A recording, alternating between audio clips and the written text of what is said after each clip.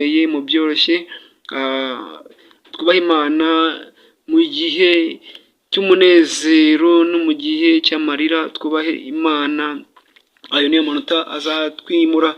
Rero nk'uko ijambo ry'Imana ryadusobanuriye ngo Imana niwe mwigisha mukuru, umunyarwanda umwe yaravuze ngo isi ni ishuri, umubiri ni umwarimu, abantu nabo bakaba abarimu, nk'uko umubiri nawe aba ari umwarimu, ariko umwigisha mukuru ni Imana. Rero ijambo ryatubwiye ngo Imana ikoresha ibikomeye ububasha bwayo, ibyo Imana ikora byose ibikoresha nyine ibikomeye ububasha bwayo. Ibintu byose bikora mu bubasha bwayo, nta kintu na kimwe kibaho gitungura Imana, nta kintu na kimwe kibaho Imana itabishaka, nta n'ikizakubaho Imana itabishaka, haba ibyiza cyangwa ibibi byose bizakugeraho kubera ko Imana ibishaka, kandi ibi byose ikabikoresha ububasha bwayo. Rero hano muri iyi si dufite urugero rw'umwami wacu Yesu Kristo wanyuze muri iyi si, akiga muri iyi si, kandi akigishwa n'Imana, kandi akigishwa n'umubiri, akigishwa n'abantu, nk'umwana wabaye uwa mbere muri iyi si, agatsinda iyi si, agatsinda Satani n'umubiri, agatsinda urupfu, agatsinda ibintu byose.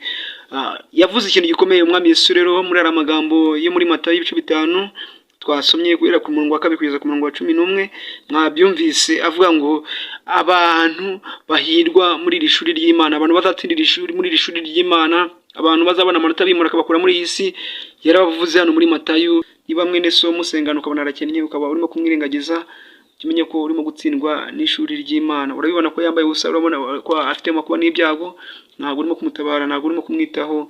Rero urimo uratsindwa n'ishuri ry'Imana, kuko Imana yafasha abantu bamwe bagira ibibaho by'amasomo menshi, ifata abandi ibagira abarimu. Nuko muri ubu buzima tumeze, niba mugenzi wawe ubona akennye, jya umenya ko Imana yamugize ikigo cy'amasomo menshi kugira ngo umwigireho. Ubwo rero nujijwa iryo somo rikagucika, uzaba uhombye. Niba ubona mugenzi wawe ababaye, jya umenya ko Imana yamugize ikigo cy'amasomo menshi kugira ngo ikwigishe, kuko nutabikora wowe nawe ejo izakugira ikibaho, nawe imugire umunyeshuri, izamuzamura nawe ikumanure imugire umunyeshuri. Usanga ugize ute, mbese iyo ihora ihindura ibintu, ihindura ibihe, igahindura abantu, igahindura systeme. Uyu munsi niba yakugize ikibaho, ngiye bikangira umunyeshuri, ejo zamfata ngira ikibaho nawe kugira iki, kugire umunyeshuri.